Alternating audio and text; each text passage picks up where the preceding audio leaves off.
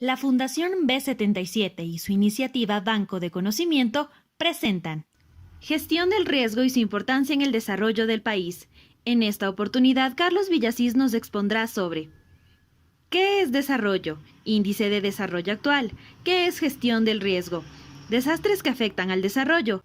¿Y cuál es la situación actual del Ecuador con respecto a este tema? Hoy contamos con la presencia del doctor Carlos Villasís con el tema gestión de riesgo y su importancia en el desarrollo del país.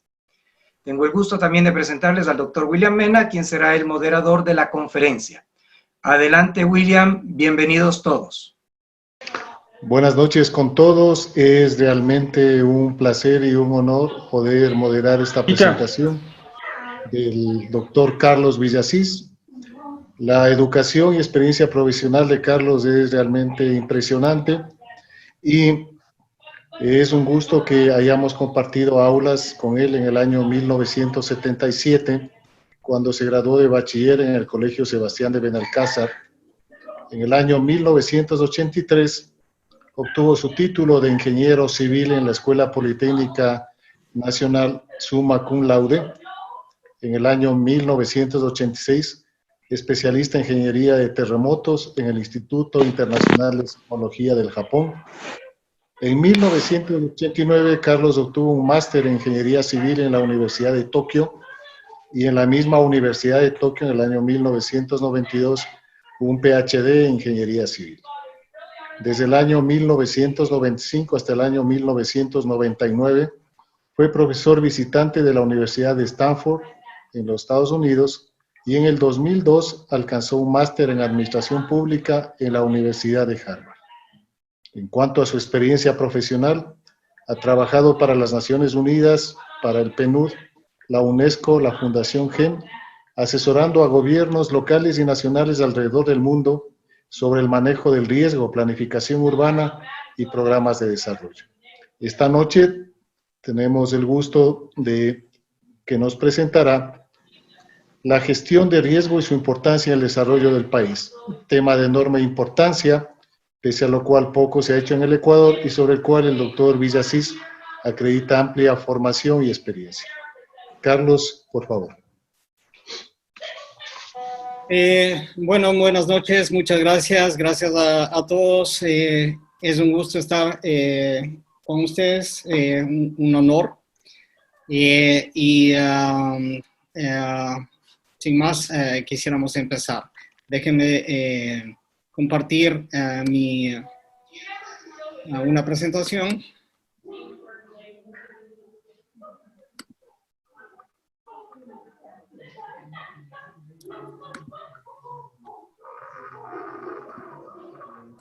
Solicitamos que, por favor, cierren los micrófonos porque hay una bulla de fondo que interrumpe. Entonces comenzamos. Voy a hablar sobre la gestión del riesgo y su importancia en el desarrollo del país. Son dos conceptos que tal vez son un poco complicados, un poco difíciles. Entonces, gestión del riesgo y desarrollo, no es tan simple definirlos. Y para que nos entendamos bien, quiero empezar hablando de estos dos conceptos. Primero, desarrollo. Quisiera, como se dijo en la invitación, decirles que desarrollo queremos asumirlo como el lograr una sociedad que garantice que cada individuo, miembro de esa sociedad, pueda alcanzar el máximo de su potencial, pueda lograr sus aspiraciones, lograr sus sueños, usar toda su capacidad.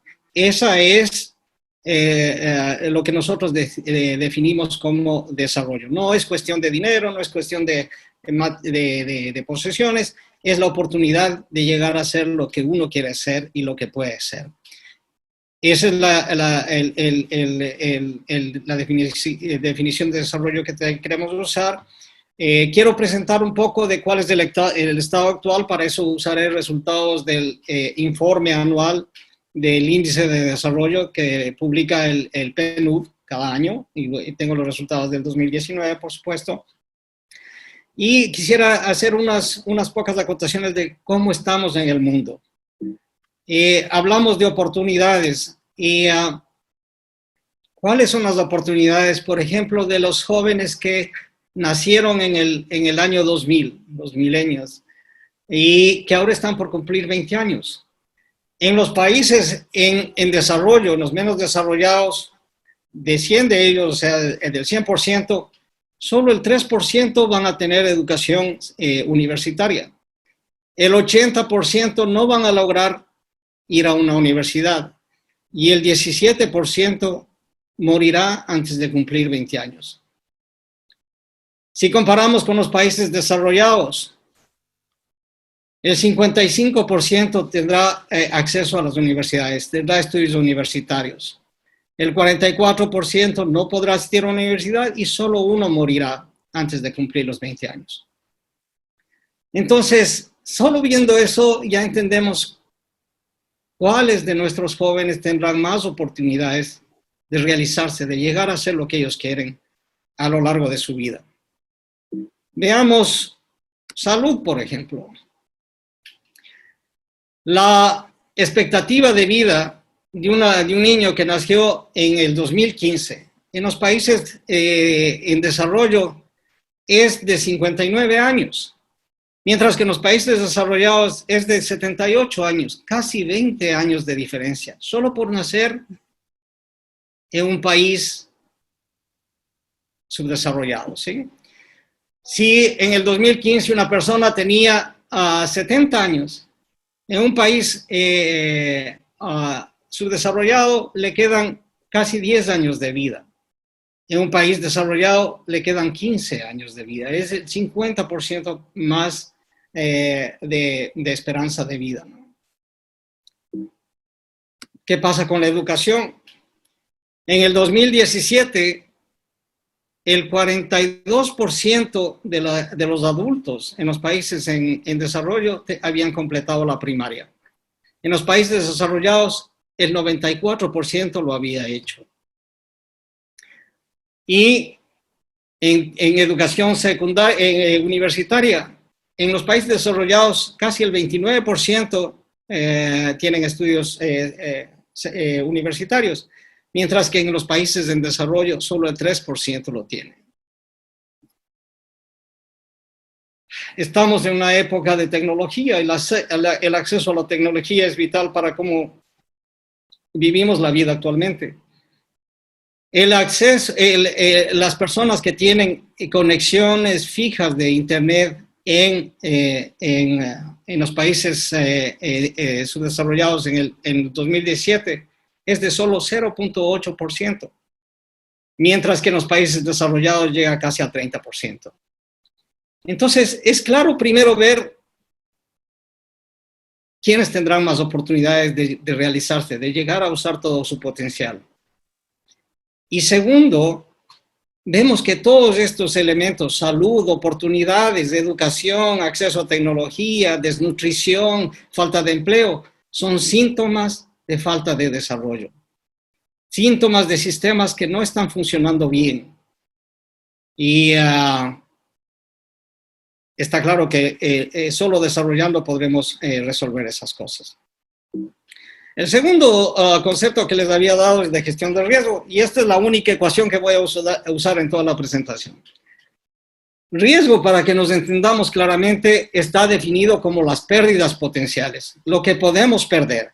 Y en base a lo que se puede perder, nosotros tomamos decisiones. Y lo hacemos cada día. Voy a cruzar una calle, puedo perder la vida si me coge un carro. Y yo comparo, veo la posibilidad y mido el riesgo y decido si cruzo o no la calle. Quiero cambiar de trabajo, igual.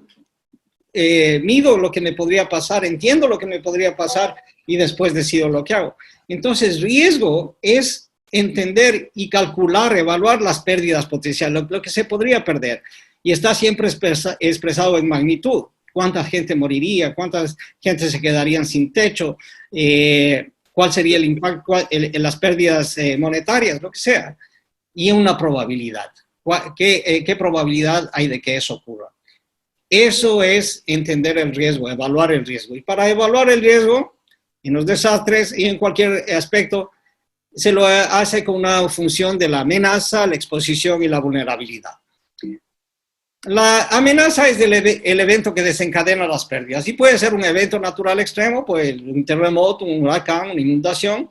Puede ser una falla tecnológica, la explosión de Beirut, ¿sí? El buque tanquero que se partió ayer en las Islas Mauricio.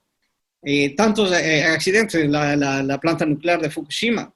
Un evento causado por el hombre puede ser un acto terrorista, puede ser una guerra.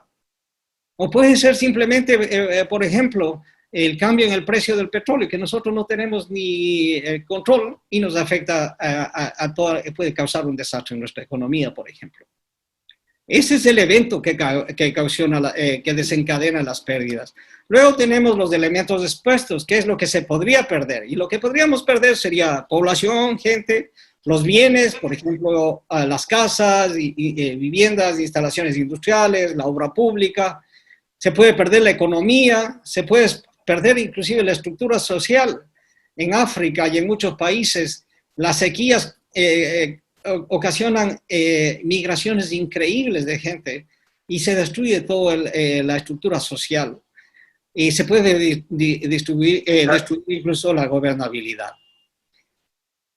Eso es lo que se puede perder. Y finalmente la vulnerabilidad es qué susceptibles son esos elementos expuestos a dañarse.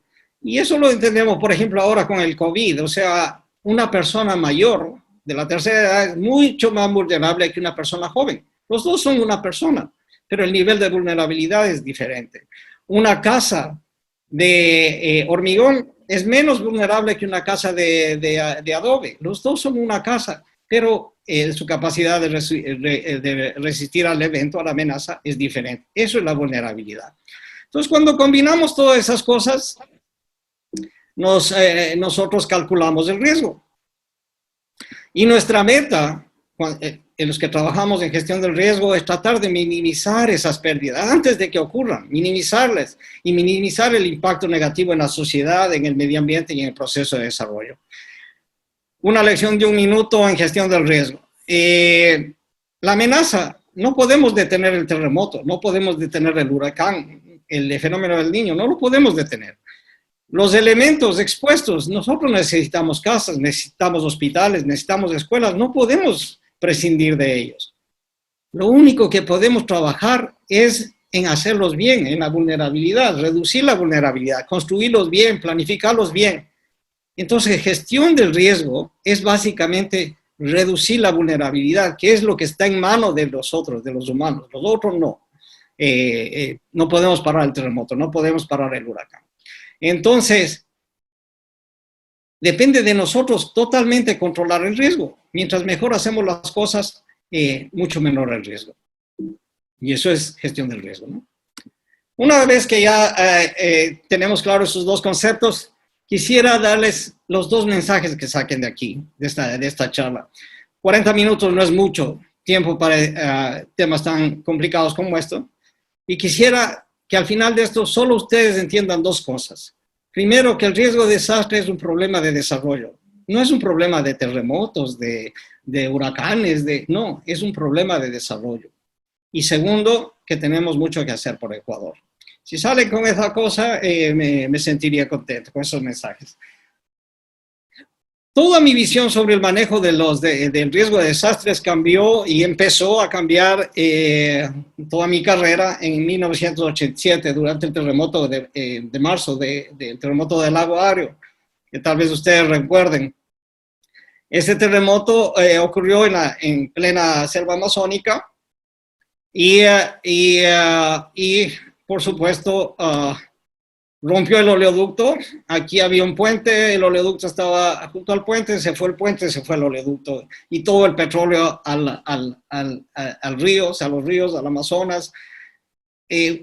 Cantidades inmensas de petróleo que se derramaron en la selva, en el medio ambiente. Un impacto ambiental increíble. Claro que era 1987 y la gente no hablaba mucho de esas cosas. Lo que no pudimos ignorar es que 50 kilómetros de oleoducto se rompieron y estuvimos como 10 meses sin exportar petróleo. cuando los ingresos del petróleo representaban casi el 60% del presupuesto anual del Estado. 10 años después de eso, yo hablaba con León Febres Cordero, estaba haciendo un proyecto de Naciones Unidas en Guayaquil y él era el alcalde. Y él, hablábamos sobre eso, él fue el presidente durante el 87, cuando era el terremoto.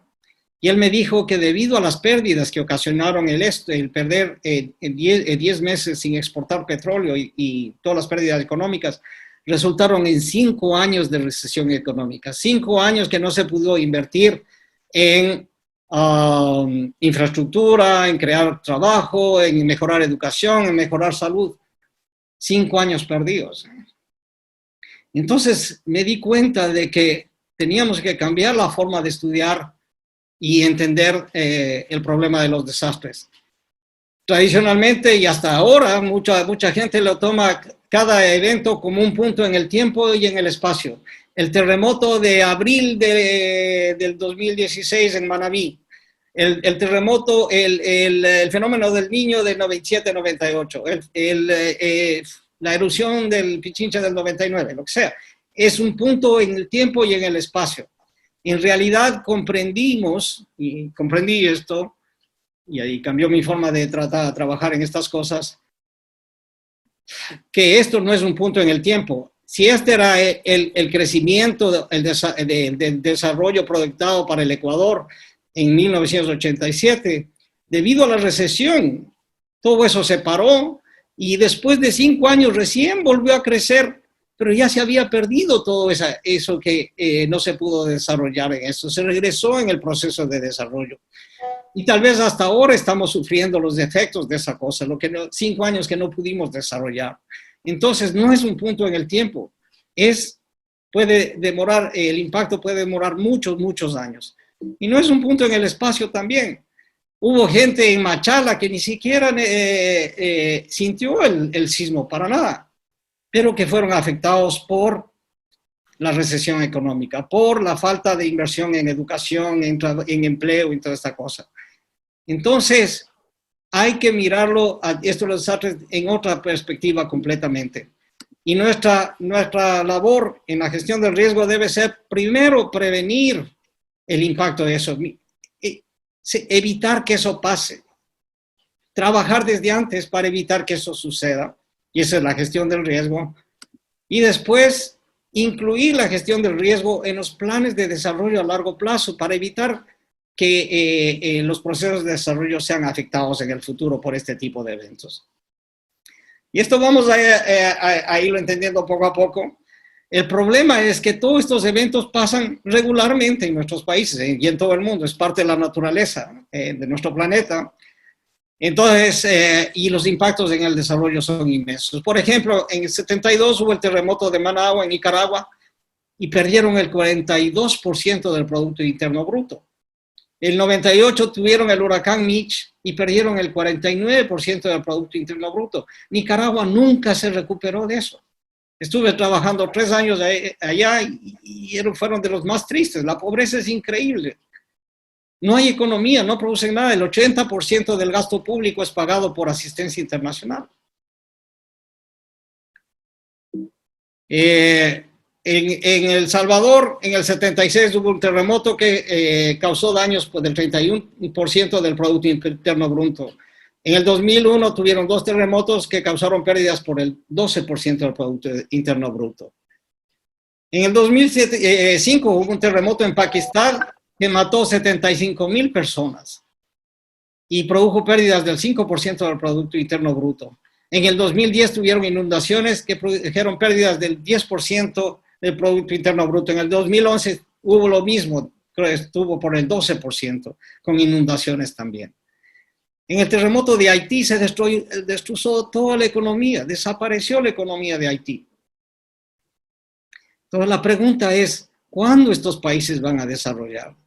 Si siguen perdiendo así, si siguen teniendo estos impactos que no solo que paran el desarrollo, sino que los mandan hacia atrás.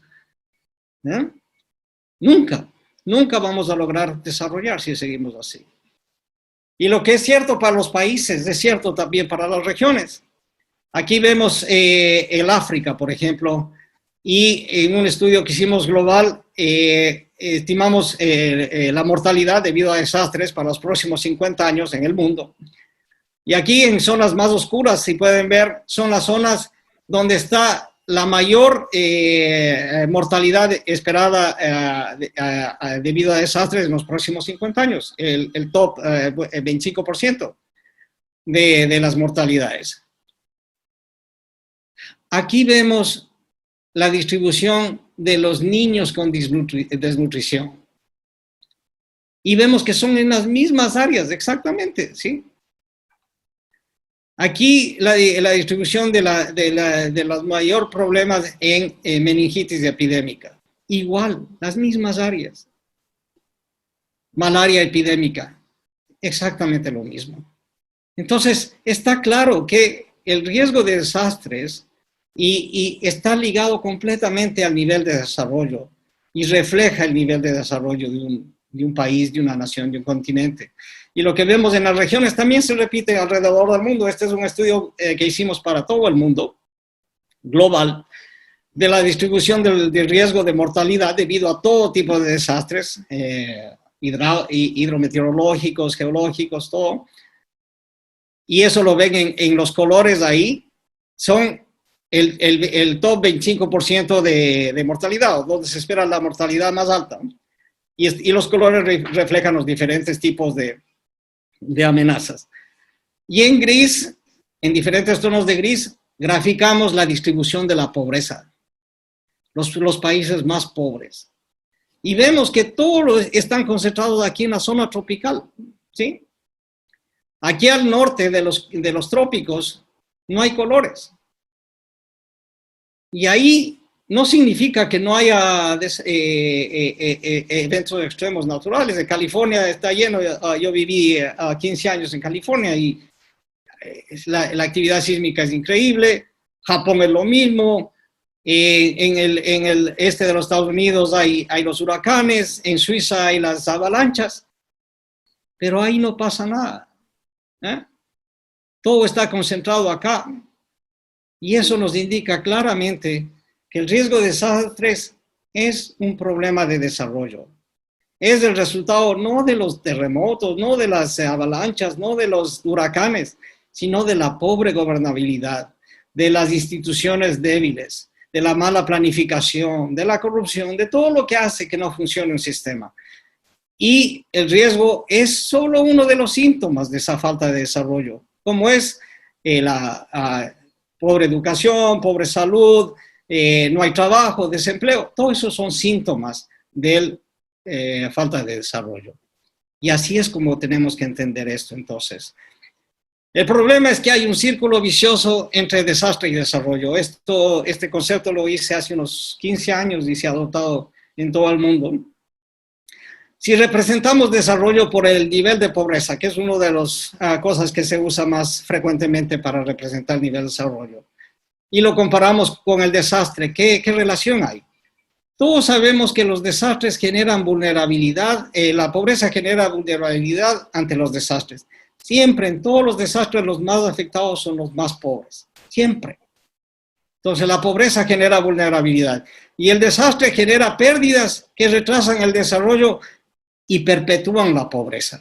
Y estamos metidos en ese círculo vicioso de pobreza generando vulnerabilidad, desastre generando pobreza. Y metidos en ese círculo, sin poder salir. ¿Cómo romper ese círculo? Y la única forma de hacerlo es incorporando la gestión del riesgo en los procesos de desarrollo, para cortar toda esa cosa. Y esto tiene una ventaja adicional. Cualquier cosa que se haga para reducir pobreza, aunque no tenga nada que ver con los desastres, el generar el empleo, el dar oportunidades, el mejorar la educación, inmediatamente reduce la vulnerabilidad ante los desastres. Y cualquier cosa que se haga para reducir el impacto de los desastres, inmediatamente va a reducir el impacto al desarrollo y va a reducir la pobreza. Entonces, ya no somos cuatro ingenieros haciendo esta cosa, sino todo el mundo, todo el que trabaja en generar empleo, en promover desarrollo, ya está trabajando para reducir el riesgo de desastres. Y somos mucho más. Pero para eso necesita estar todo el mundo activamente implicado. ¿Qué tanto hemos avanzado alrededor del mundo para lograr esto de avanzar en el desarrollo y reducir el impacto de los desastres? En el 2017, por ejemplo, un año normal, se reportaron 335 de desastres naturales a nivel global. Estos son desastres importantes que se reportan globalmente, ¿no? Que causaron casi 10.000 muertes de personas, menor que el promedio de un año normal, pero son 10.000 personas. Afectaron a 96 millones de personas, es más o menos 6 veces la población entera de Ecuador. Y causaron pérdidas directas. Aquí no se cuentan las indirectas, la falta de producción, el desempleo y todo eso, solo pérdidas directas de 335 billones de dólares. Eso es 14 veces el Producto Interno Bruto de Honduras. O sea que cada año el mundo está perdiendo 14 economías de Honduras debido a los desastres. Es muy difícil que podamos lograr reducir pobreza, alcanzar el desarrollo internacional si seguimos pasando con este tipo de pérdidas. Y esto, tomen en cuenta que solo son los eventos mayores reportados, son eventos que causaron más de 10 muertos o afectaron a más de 100 personas o generaron un estado de emergencia o pedido de ayuda internacional. Hay muchos desastres mucho más pequeños que ocurren sobre todo en las zonas más pobres, que afectan 10 familias, 15 familias que nunca se reportan siquiera y afectan a los más pobres y ocurren todos los días. ¿Por qué no estamos progresando? Para resolver cualquier problema, tenemos que primero entender el problema. Es como el doctor, no puede dar un tratamiento si no hay un diagnóstico. Tenemos que primero entender el problema. Una vez que entendemos el problema, preparamos un plan basado en ese entendimiento para reducir el riesgo, para proteger el desarrollo. Este podría ser el tratamiento del médico, siguiendo con la analogía. Pero todo se logrará, se reducirá el riesgo solo cuando ese plan se implemente. Es lo mismo que el enfermo, solo se curará cuando implemente el tratamiento dado por el doctor. El tratamiento no es suficiente, tiene que implementar, tomar la medicina, hacer la dieta, hacer los ejercicios, lo que sea. Solo ahí podrá solucionarse el problema, ¿no es cierto? Lamentablemente eso sería lo ideal. La verdad es que muchas veces o no se entiende el problema todavía, o hay muchos estudios, generalmente no integrados, que lo que producen son reportes, mapas que están colgados en la pared, reportes que nadie lee, reportes que nadie usa. Mientras tanto, los gobiernos, la sociedad, siguen haciendo un montón de cosas, un montón de inversiones, un montón de acciones sin tener idea de lo que están haciendo. Y que muchas veces más bien pueden incrementar el nivel de riesgo en vez de solucionarlo. Es como el que se va y se automedica, ¿sí? Tratando de curarse, más bien se va a morir, ¿no? Sin saber lo que tiene siquiera. Entonces, ¿qué es lo que se tiene que hacer para que esto se funcione?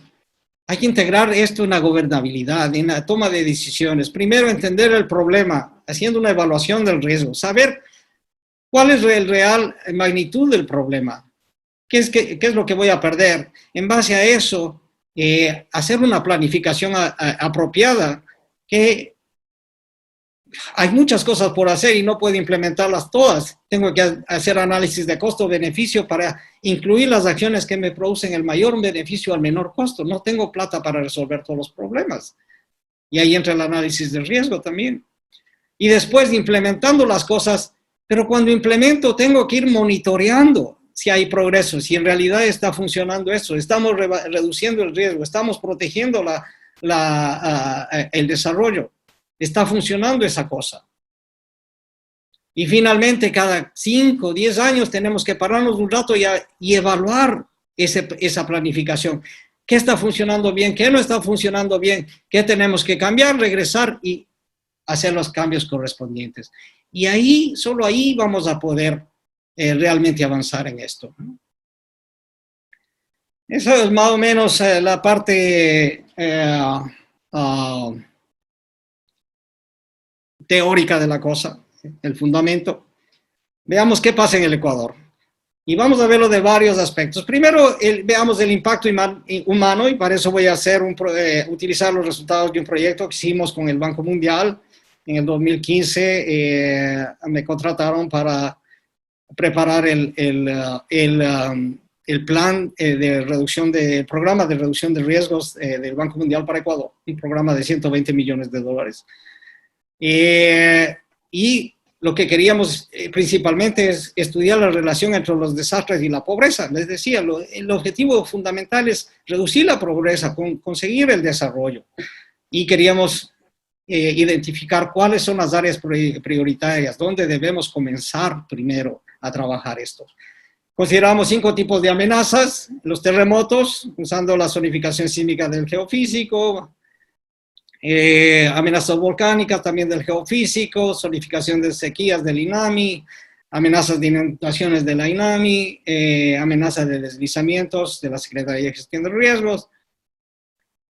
Y para ver la vulnerabilidad, consideramos la pobreza, distribución de pobreza en el país, usando las necesidades básicas insatisfechas. No sé si están al tanto de eso, son 5 necesidades básicas.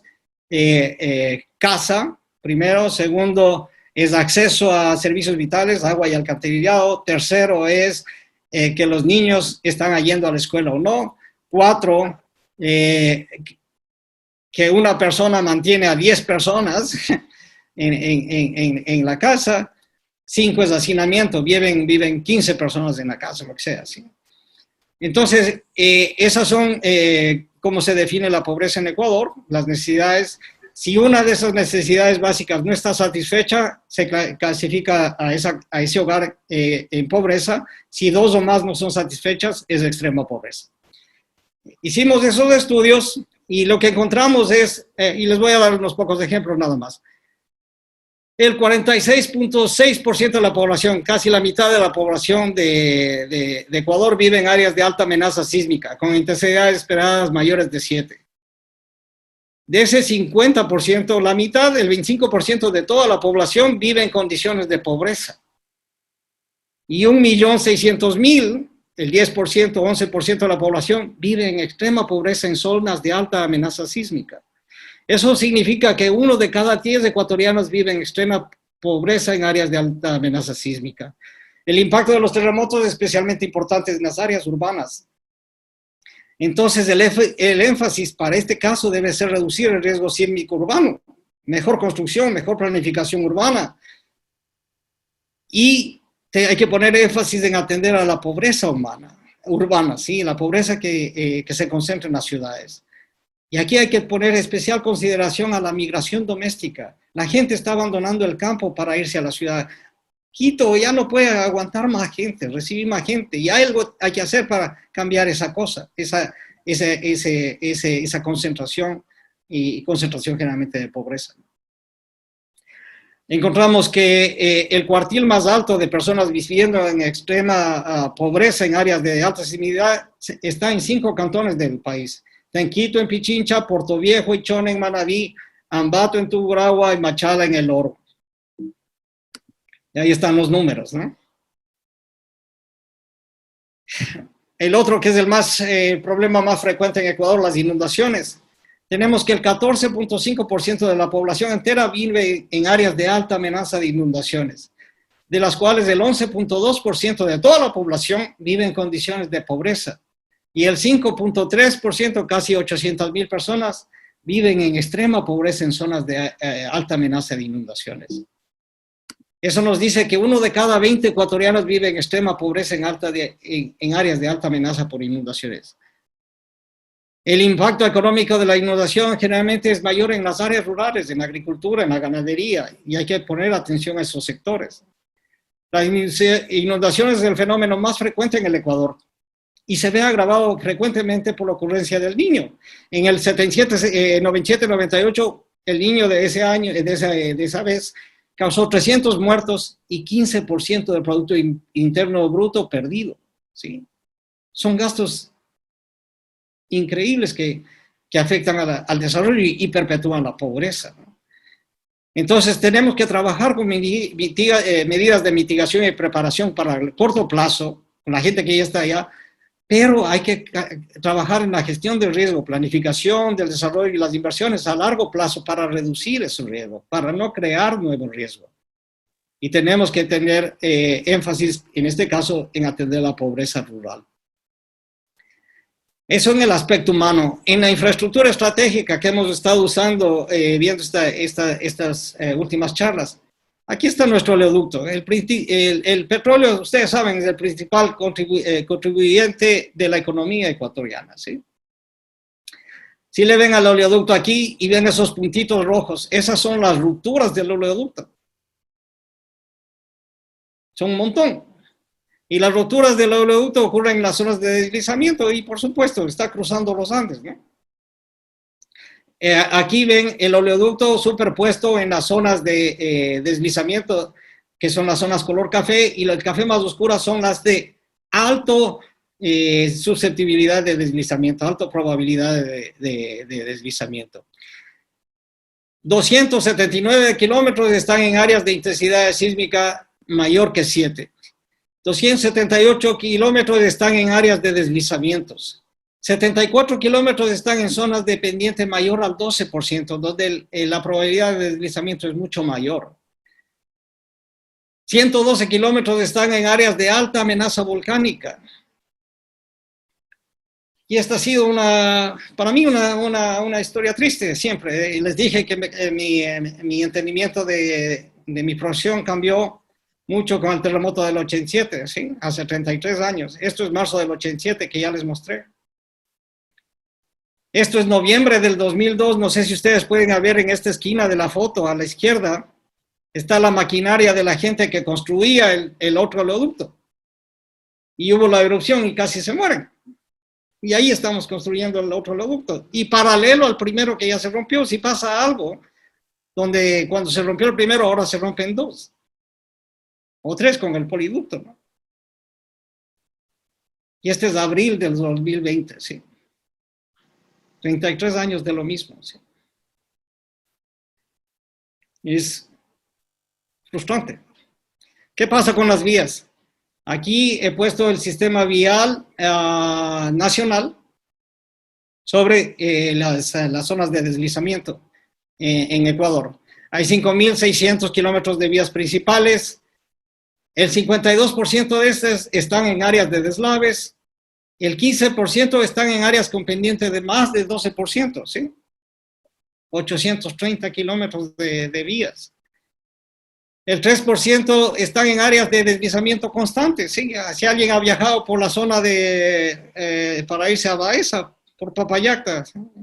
Sabrá de qué hablo, ¿no? 66% están en áreas de intensidad sísmica mayor que 7. 476 kilómetros, el 8.5% están en áreas de alta amenaza volcánica. Y el 46%, casi la mitad, están en áreas de inundación.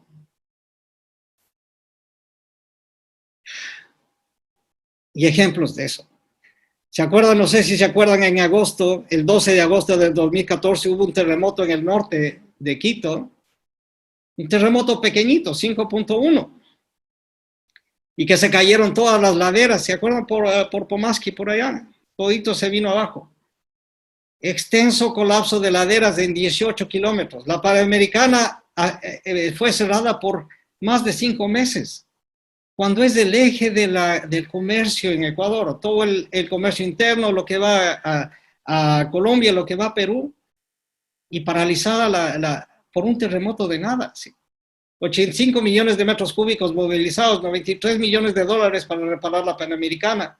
La ruta de Collas, que va al aeropuerto, dañada, cuando fue inaugurado un mes antes.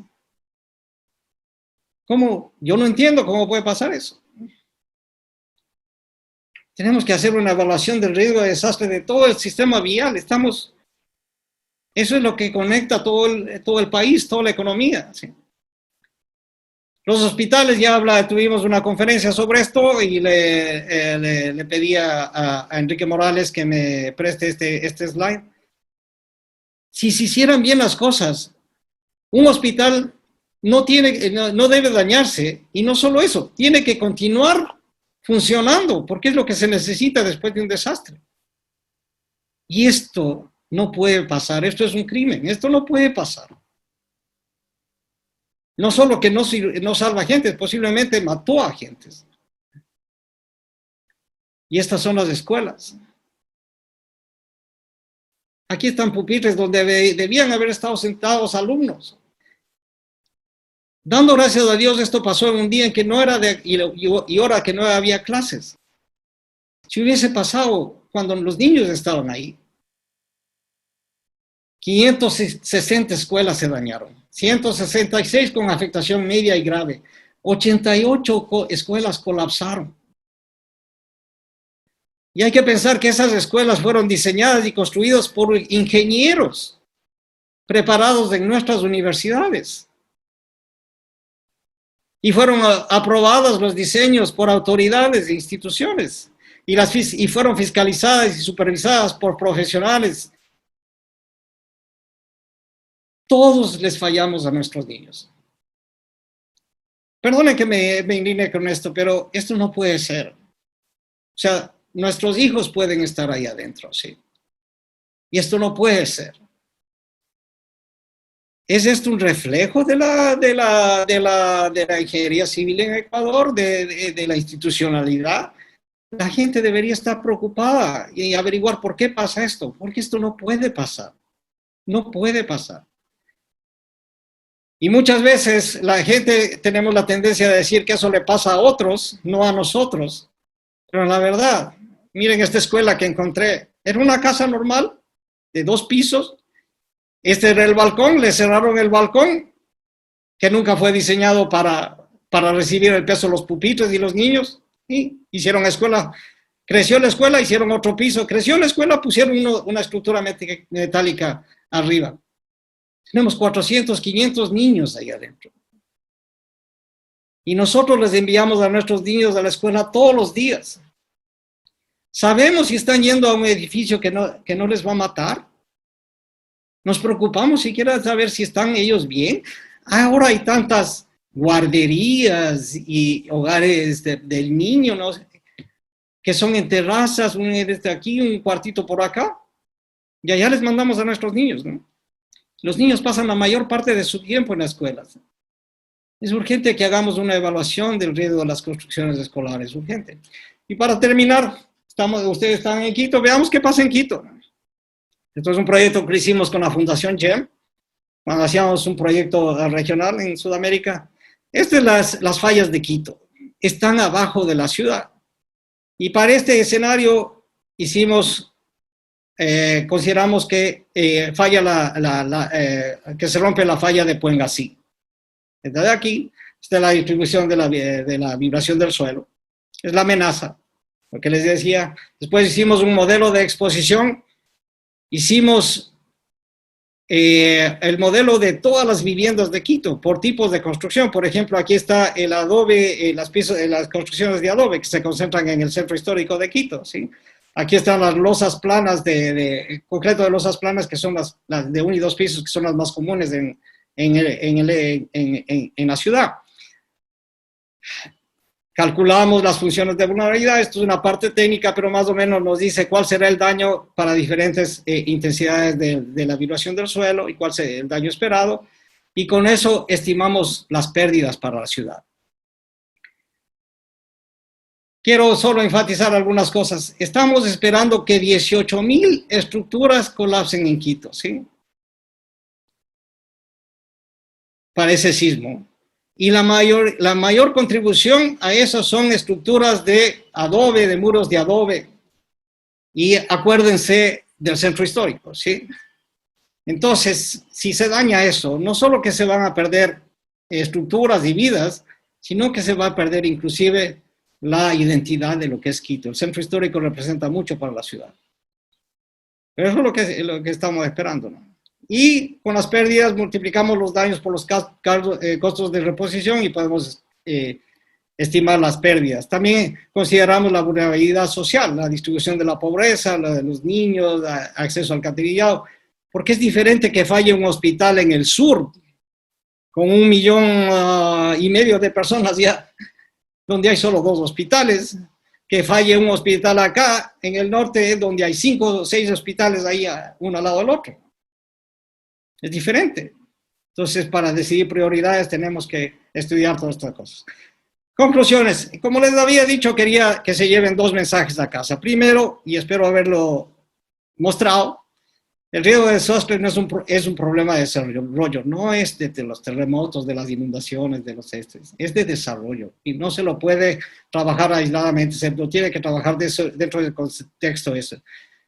Y está claro que hay mucho que hacer en Ecuador para reducir el riesgo a niveles aceptables, ¿sí? Un par de notitas: la gestión del riesgo debe ser una parte integral de la política pública, de los planes de desarrollo, programas de inversión, y todos los sectores de la sociedad tienen que estar integrados activamente en esto. Todos tenemos un rol.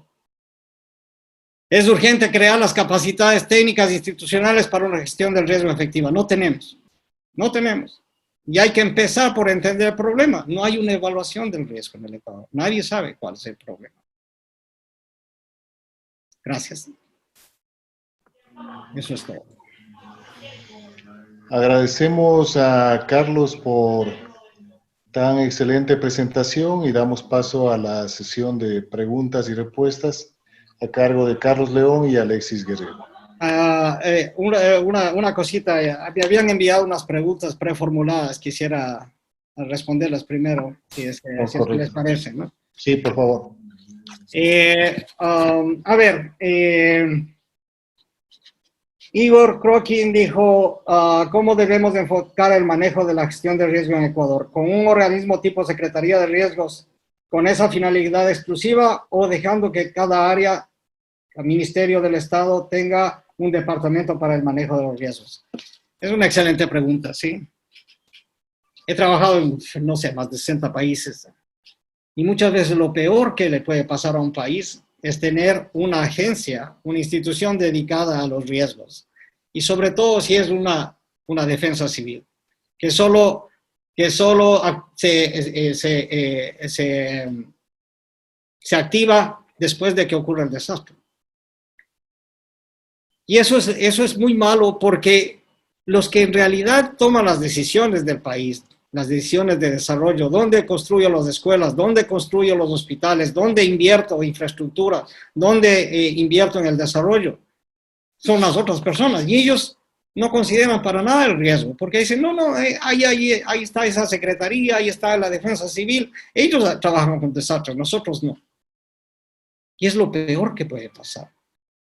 Entonces, por ejemplo, en Mozambique, lo que desarrollamos era un ministerio de gestión de riesgo, pero un ministerio coordinador, que lo que tenía en cada área, en cada sector agricultura, sector salud, sector financiero, tenía su propia unidad de gestión de riesgos que se encargaba de la gestión propia de su sector. El de agricultura, ¿cuál es el riesgo de mis cosechas? ¿Sí? Y el de salud de mis hospitales o lo que sea. Pero todos ellos estaban coordinados a través de este ministerio. Y así es la forma de trabajar. En Ecuador, cuando en el 2008 se hizo la Constitución, el PNUD, yo trabajaba en el PNUD en Ginebra, apoyamos bastante para que se incluyan los 2 artículos que se incluyeron. Primero, que la seguridad era un derecho de los ciudadanos. Y eso, incluir ese artículo en la Constitución, permitió el marco legal para la creación de un ministerio. Por fin se iba a tener un ministerio, se creó la Secretaría, que iba a sentarse con los otros ministros cuando se discuta sobre desarrollo, sobre inversiones. Por fin. Y me da mucha tristeza ver cómo todo ha cambiado, ¿sí? Ahora es un servicio y yo voy al sitio de ahí y lo que encuentro es pura alerta, alerta, y acabamos de distribuir kits de alimentos, colchones y toda esa cosa. Se regresó a la respuesta a la emergencia nada más. Y cero de gestionar el riesgo e incorporarlo en la planificación, en las decisiones de inversión. Entonces, lo que dice Igor es correcto, sí. Tiene que ser una cosa transversal en las que todos consideran los riesgos, porque todos tienen riesgos, ¿no? Y trabajan coordinadamente.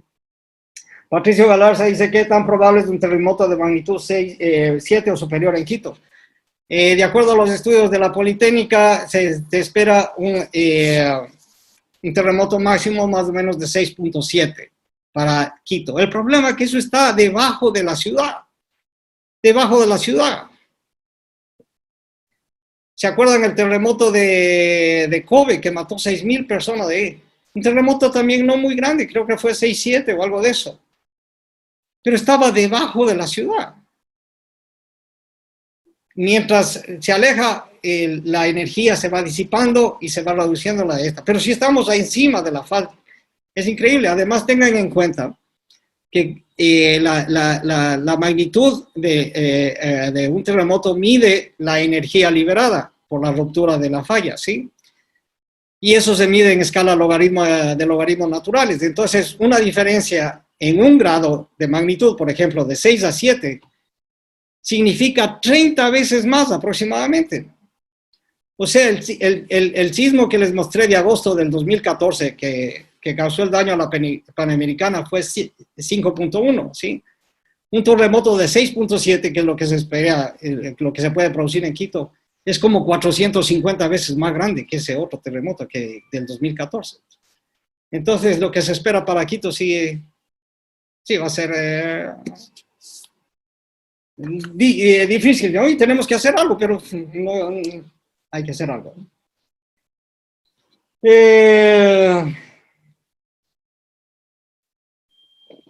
Voy a tratar de cortarles. Magno Rivera habla sobre el riesgo de desastres de la red vial, y hay un acuerdo internacional que se llama la Estrategia Internacional del Marco de Sendai, que firmaron 200 países para reducir el riesgo en cantidades medibles desde el 2015 hasta el 2030. Yo he coordinado esa cosa también. Y hay varias cosas que debe cumplir. Y él dice, de acuerdo a Marco Sendai, tenemos que hacer estas cosas, piensa él, en la parte, y da una lista de 7 cosas. Sí, tenemos que hacer todas esas cosas. Pero lo primero que tenemos que hacer es evaluar el riesgo, si no tenemos ni idea del riesgo existente actual. Yo les mostraba solo dónde están las carreteras, en sitios de alta inestabilidad de laderas.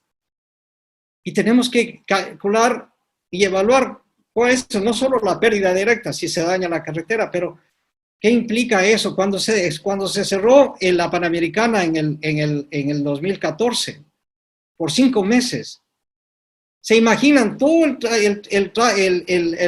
los camiones que venían de los puertos de Manta, de Esmeraldas? Tenían que darse una vuelta por el oriente para poder llegar a Ambato o al sur, porque no podían pasar por la Panamericana, que estaba cerrada. Los gastos son inmensos, las pérdidas son increíbles. Y eso tenemos que calcular. Y para eso, y después de entender eso, podemos hacer un plan de inversión para ver cómo resolvemos el problema, ¿sí?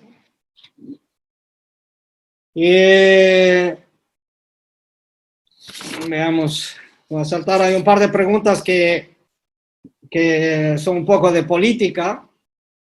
No quiero hablar de política, pero les cuento solo 2 cosas. Para que funcione un país, para que funcione un sistema, al menos se necesitan 2 cosas. Primero, conocimiento, ¿sí? O sea, yo puedo ser la persona más linda que ustedes conozcan, pero si me meto a curar a un enfermo, yo no sé nada de medicina, posiblemente lo mato, ¿sí? Por más buena gente que yo sea, ¿sí? Se necesita conocer para hacer las cosas. Entonces, la primera cosa es conocimiento. Y la segunda cosa es principios y valores, moralidad.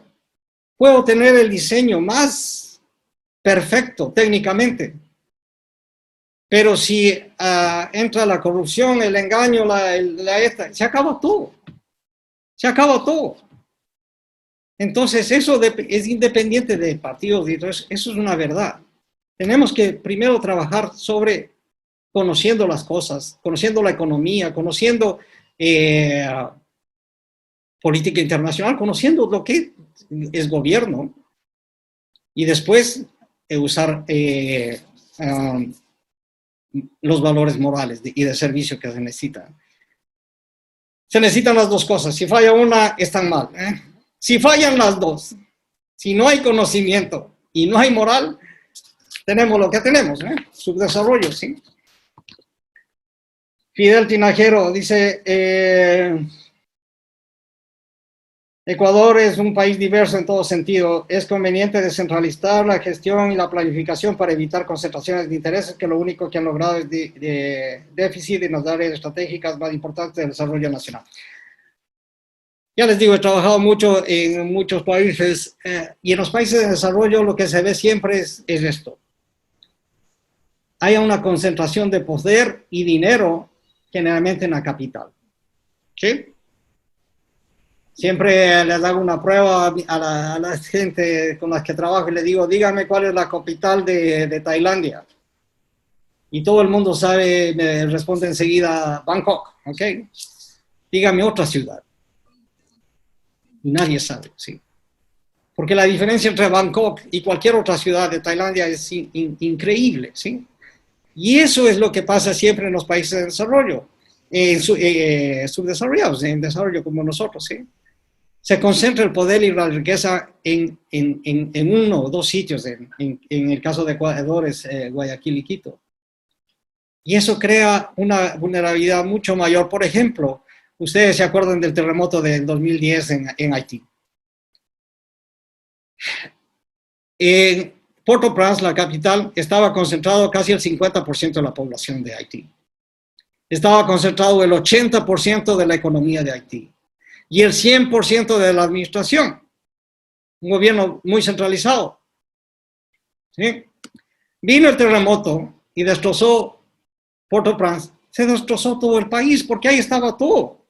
Ese país para que desarrolle necesitaba primero redistribución de la población, diversificación de la economía, descentralización del gobierno. Pero para que progrese, nada de eso se hizo. Y todo estaba concentrado en un sitio, vino el terremoto y se acabó el país.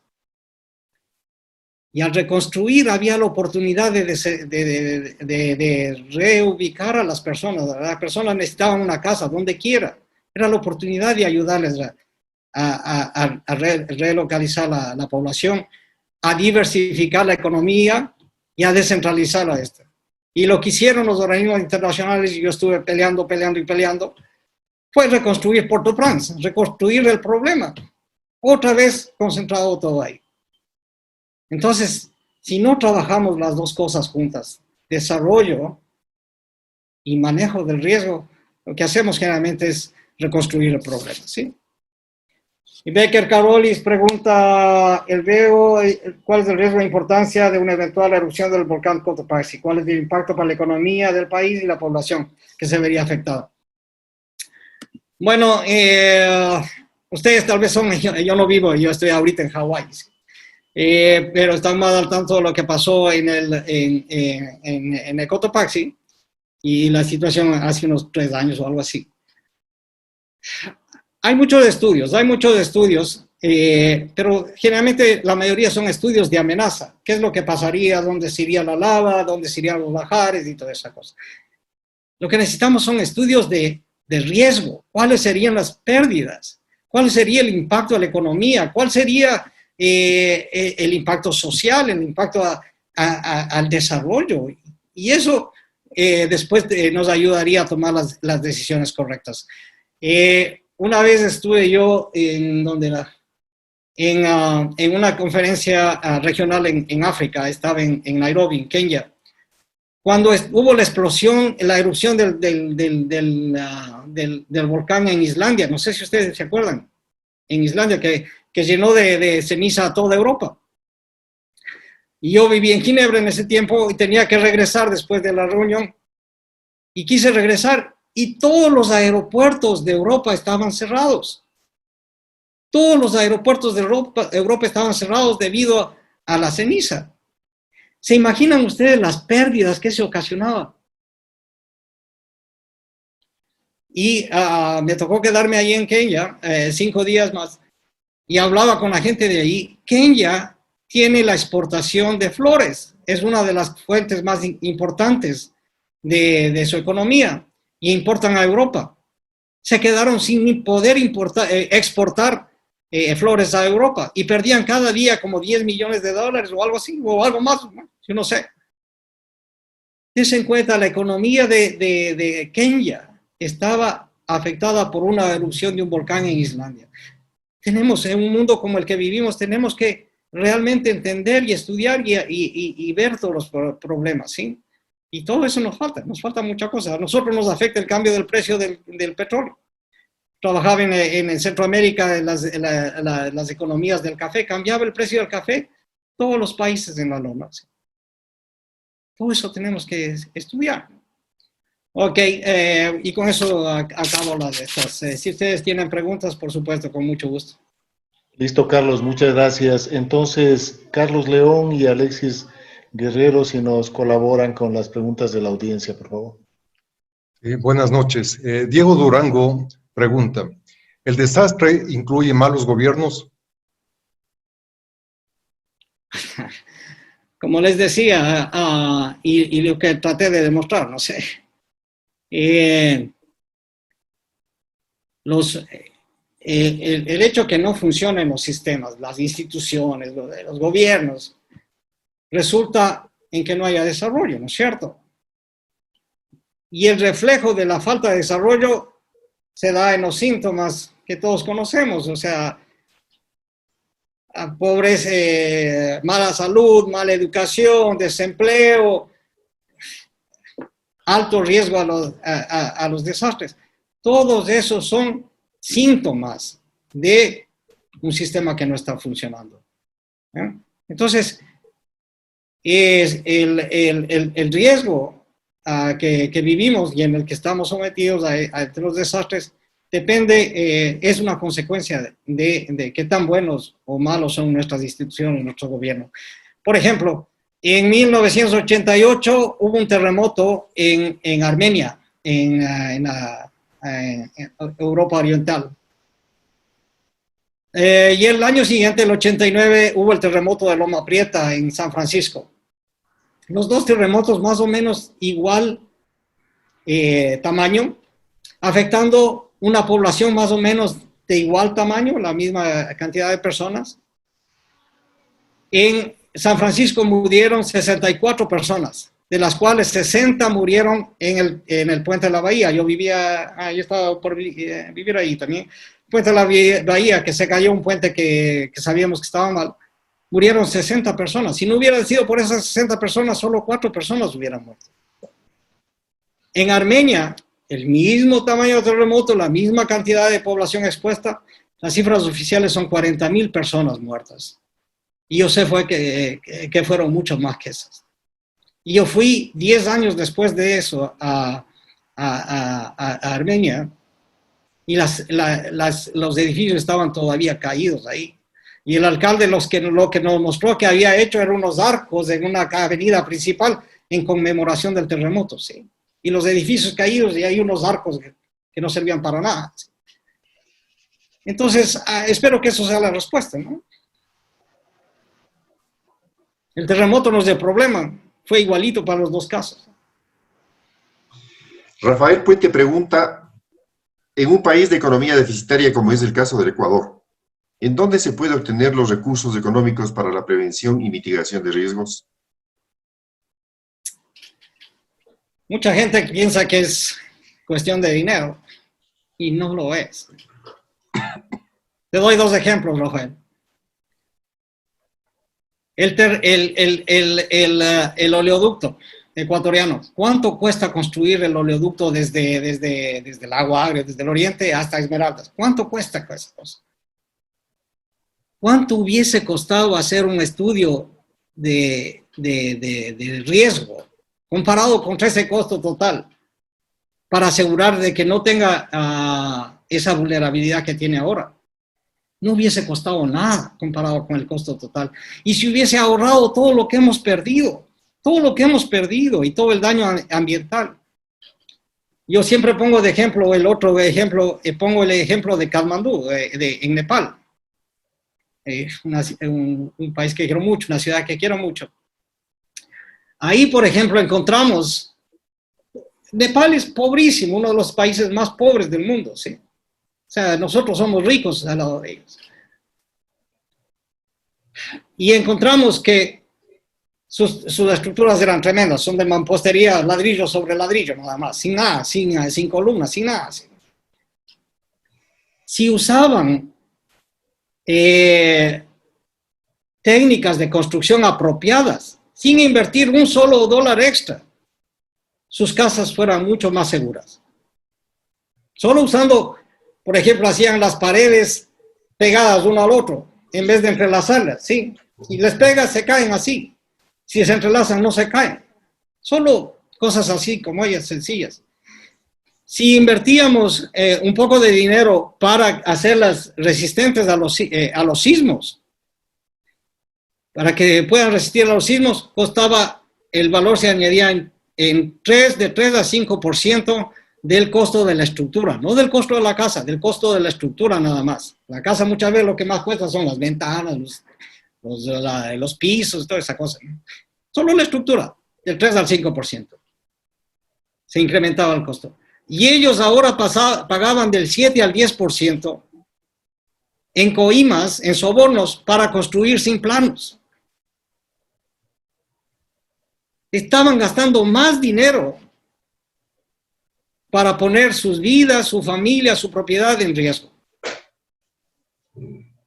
Haciendo la cosa correcta, se ahorraban dinero y protegían sus vidas, su familia, su propiedad. Pero eso hay que enseñar, y no es culpa de ellos, no es culpa de ellos, es culpa de nosotros, los que se supone sabemos, pero no hemos tenido la capacidad de comunicar nuestro conocimiento para que la gente tome las medidas inteligentes, las medidas correctas. No es culpa de ellos no son ingenieros, ellos no son sismólogos, son gente común y corriente como cualquiera de nosotros. Sino que nosotros, los que se supone sabemos, no hacemos un buen trabajo comunicando y ayudando a tomar las decisiones correctas. Eso no es cosa de dinero, Rafael. Ya te digo, gente tan pobre como la de Nepal pudo cambiar y ahorrarse dinero para construir seguridad en sus viviendas, ¿no? A ver, siguiente, por favor. Sí, Patricio Galarza dice, viendo datos anteriores, resultan pequeños comparados con el impacto de la pandemia. ¿El impacto sería 100 veces mayor?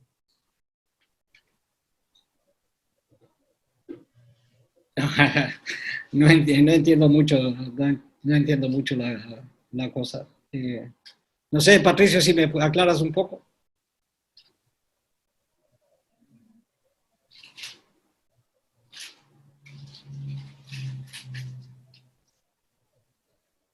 ¿Está Patricio? Parece que no. Pero no lo entiendo muy bien, ¿no? La idea sería que si la pandemia tiene un impacto 100 veces mayor a los desastres propios de los oleoductos y de los problemas. Todo, o sea, es otro tipo de evento, nada más de evento extremo. Ya dijimos que no era solo los desastres, ¿no? O sea, puede ser eventos hechos por el hombre, eventos tecnológicos, por ejemplo, cuántas fábricas de textiles o de esas cosas hay, por ejemplo, dentro de las ciudades que tienen elementos tóxicos y toda esa cosa, ¿sí?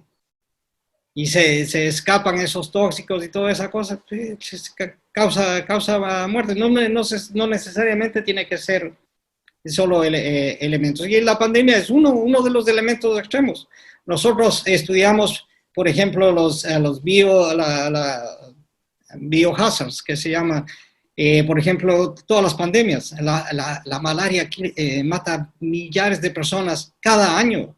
La diarrea mata millones de niños cada año, más que lo que está matando la pandemia. Y tenemos que hacer esa cosa y todo eso tenemos que atender. Todo eso tenemos que atender. Todo eso tiene impacto. No sé, sobre todo los niños, ¿no? Sobre todo a los niños hay que protegerlos. Ya les digo, a mí me afectó mucho ver las noticias, los informes de las escuelas de Manabí. Eso no puede pasar. Eso no puede pasar. No les podemos fallar a los niños así. Jorge Sevilla dice lo siguiente: estadísticamente, en los últimos 40 años, cada gobierno viene con su desastre natural. ¿Qué podría recomendar al nuevo gobierno? Sí. Ya vimos ahí el problema, sí. Tenemos que comenzar por entender qué problema tenemos ahí, sí. ¿Cómo están? Presenté las vías, presenté los hospitales, presenté las escuelas, presenté el oleoducto. En 2014 fui un rato a Ecuador, estaba haciendo el proyecto del Banco Mundial y quería descansar un poco también. Y estaba dando clases en la Politécnica. Y vino la gente del oleoducto a hablar con la Politécnica y me pidieron que les atienda para discutir porque querían hacer el estudio de riesgo del oleoducto. Y estuvimos conversando y me dicen, queremos que hacer un estudio del riesgo 100 metros a cada lado del oleoducto, a lo largo de todo el oleoducto.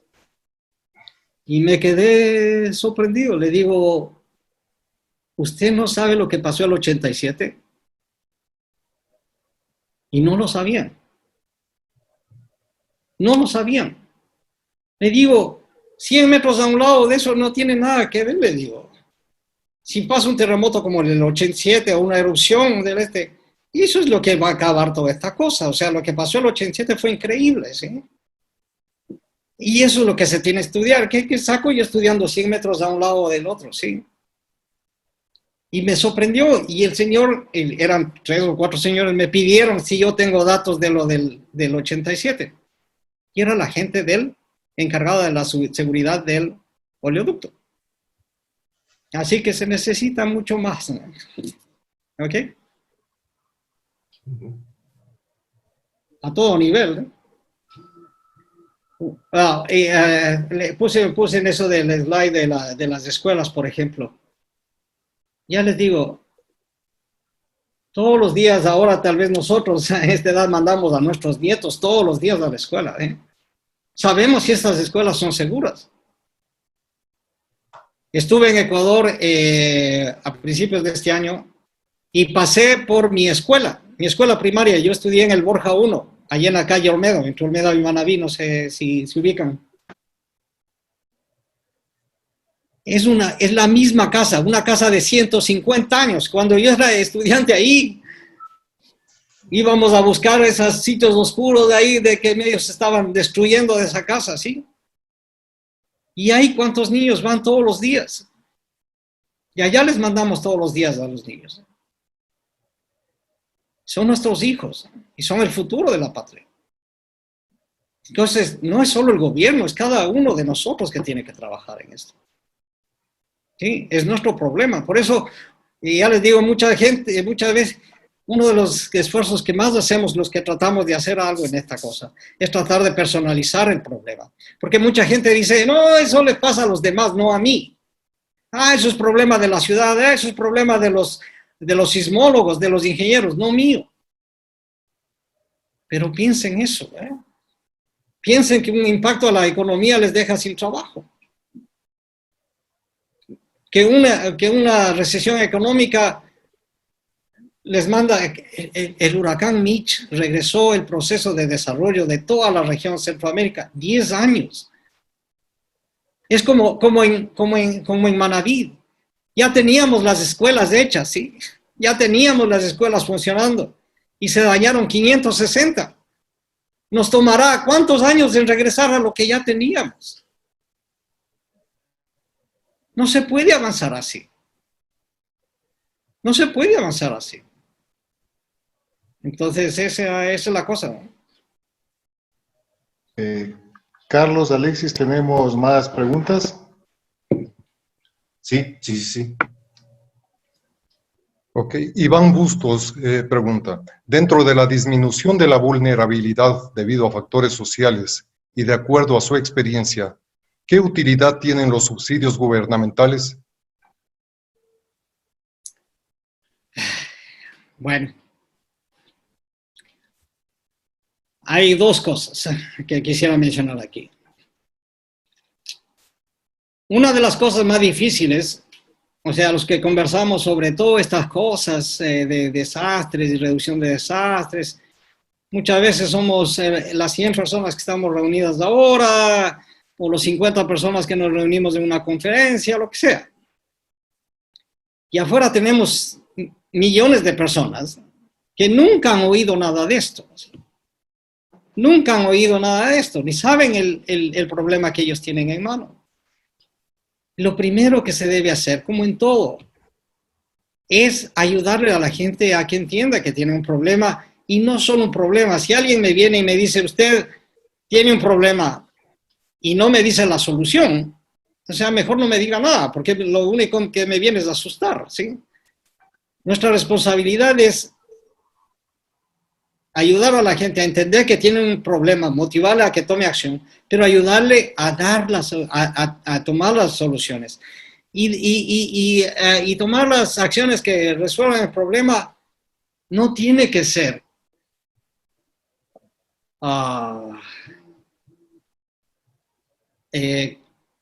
caridad, ¿no? O sea, en nuestros países se tiene mucho eso de que yo le doy esto, y la gente esperando nada más.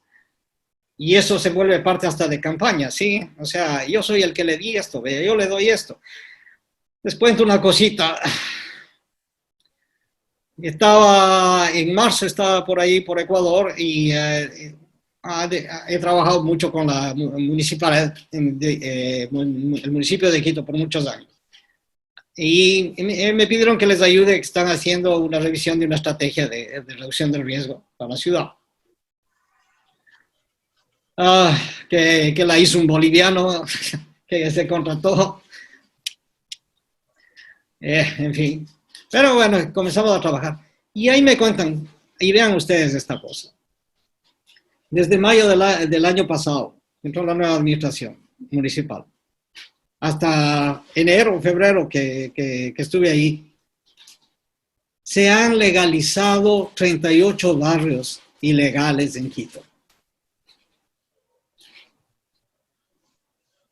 ¿Creen que eso es una ayuda? ¿Creen que eso es ayuda para reducir el riesgo? ¿Creen que eso es resolver el problema? Eso fue cumplimiento de una campaña, una promesa de campaña, que lo hacen todos. O sea, voten por mí, yo les legalizo. Independiente del que gana, todos prometieron lo mismo. Pero lo que eso, en vez de una ayuda, se convierte en un incentivo para la gente de seguir repitiendo lo mismo. Sí, nos están legalizando, nos están dando todas estas cosas. Eso no es la solución. Cuando legalizamos un barrio informal, inmediatamente nace la responsabilidad y la obligación del gobierno de proveer de servicios básicos. Entonces tenemos que proveer agua potable, alcantarillado, electricidad, transporte, teléfono. Y así es como crecen nuestros sistemas. Cero planificación. Hay que proveer porque ahora es legal esa cosa, entonces hay que extender el agua potable, hay que extender la luz. ¿Dónde está la planificación ahí? Así es como crecen nuestros servicios. Y así es como crece el riesgo. Entonces, el dar y el hacer favores y el así, no. Por supuesto que cuando se planifica bien y tienen soluciones bien definidas. Entonces hay que crear un mecanismo de incentivos para motivar a la gente a que tome esa acción. Dar facilidades, dar crédito, dar reducción de impuestos, lo que sea, que incentive a la gente para hacer eso. Pero eso luego de entender bien el problema y de tener planificada la solución. Pero ir y hacerles el favor de legalizarles y ahora pueden seguir y muévanse un poco más para allá, eso no sirve. Así que hay mucho por hacer, lo que les decía. Para cerrar, y saltando a algunos elementos de la pregunta elaborada por Alejandro Aguilar, en caso de un evento catastrófico, ¿cuál sería el rol de la sociedad civil?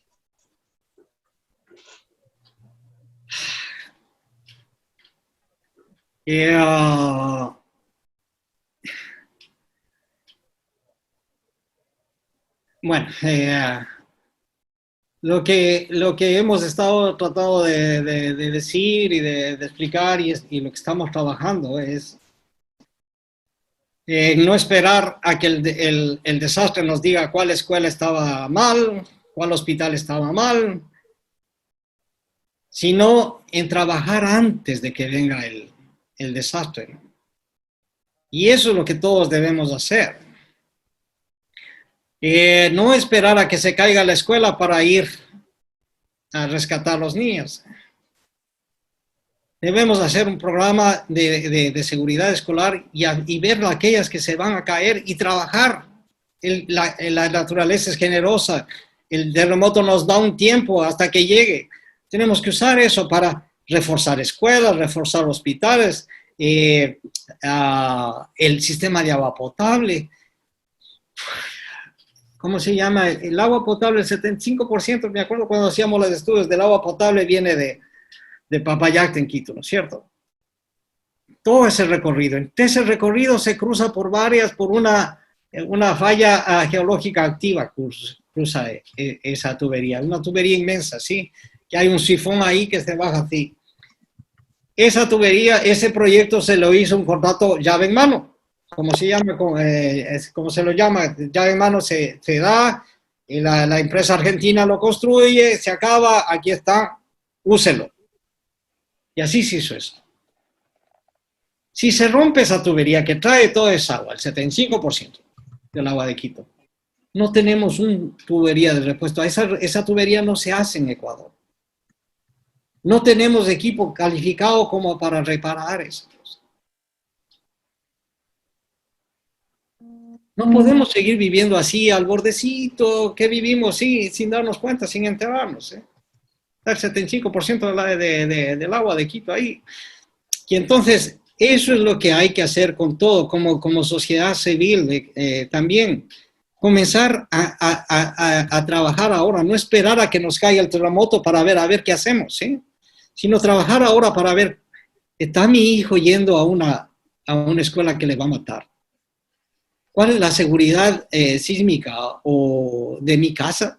¿Está mi terreno, está mi casa localizada en un sitio donde van a pasar los lajares, la lava, lo que sea?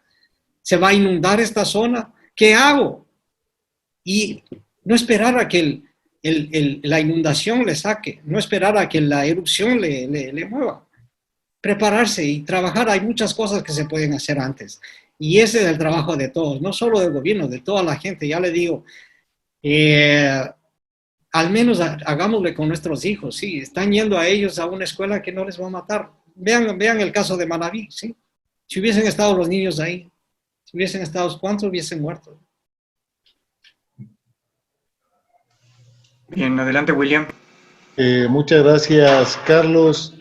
Muy interesante tu exposición. Hemos aprendido mucho. Tal vez lo más importante, que la mejor gestión del riesgo es su prevención a través de la mejora de las condiciones socioeconómicas, pues un gran reto para todo el país, sobre todo para los futuros gobernantes. Con esto terminamos. Un agradecimiento a las más de 100 personas que han participado en esta presentación. Y únicamente quedaría que Fidel nos dé unas instrucciones finales y muchas gracias nuevamente a todos. Gracias, William. Habiendo terminado la charla y el desarrollo de las preguntas, reiteramos nuestro agradecimiento a toda la concurrencia y particularmente al doctor Carlos Villasís por compartir su tiempo, sus conocimientos y experiencias, todo dentro de un marco de expectativas y positivismos. Aprendemos cada día y mucho más frente a la responsabilidad de construir un nuevo país. La Fundación B77 agradece tu atención y te invita a continuar visitando nuestro contenido. Síguenos en nuestras redes sociales. Para comentarios o sugerencias, escríbenos al correo fundacionb77@gmail.com.